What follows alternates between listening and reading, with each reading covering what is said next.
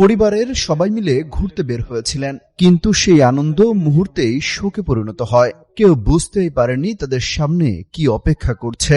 যখন সবাই মিলে আনন্দ করছিল তখনও চারপাশ ছিল ঝকঝকা আর শুকনো। মুহূর্তের মধ্যেই যেন কিয়ামত নেমে আসে। চারদিক থেকে তীব্র স্রোতে পানি আসতে থাকে, ফলে সেখান থেকে এক চুলো নড়ার সুযোগ ছিল না কারো। পানির স্রোত এতটাই তীব্র ছিল যে দাঁড়িয়ে থাকা যাচ্ছিল না। এক জায়গায় আশ্রয় নেয়া 17 জনের সবাইকে ভাসিয়ে নিয়ে যায়। এ সময় দূরে দাঁড়িয়ে আহাজারি করা ছাড়া সেখানকার বাসিন্দাদের যেন কিছুই করার ছিল না।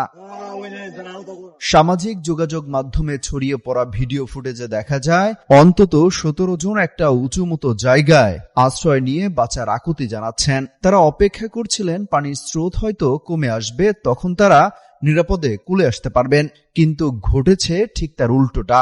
সময়ের সাথে পানির স্রোতের তীব্রতা বেড়েছে, এক টানে সবাইকে ভাসিয়ে নিয়ে গেছে। 17 জনের মধ্য থেকে 9 জনের মরদেহ উদ্ধার করা হয়েছে। এছাড়া 3 জনকে জীবিত উদ্ধার করা গেছে, বাকিদের কোনো হদিস মেলেনি এখনো।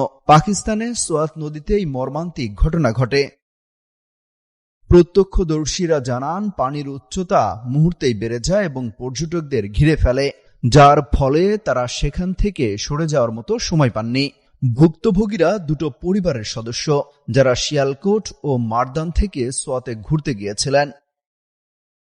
এদিকে প্রাদেশিক দুর্যোগ ব্যবস্থাপনা কর্তৃপক্ষ জানিয়েছে টানা 2 দিনের ভারী বর্ষণের ফলে নদীর পানি বিপজ্জনকভাবে বেড়ে যায় এবং তাৎক্ষণিকভাবে নদীতে অবস্থানরত 19 পর্যটক পানির তোড়ে ভেসে যায়। তাদের মধ্যে নারী ও শিশুও ছিল। এই ঘটনার পরপর আকাশ পথের অনেককে নিরাপদে সরিয়ে নেওয়া হয়েছে। চালানো হচ্ছে উদ্ধার অভিযান। সমবেদনা জানিয়েছেন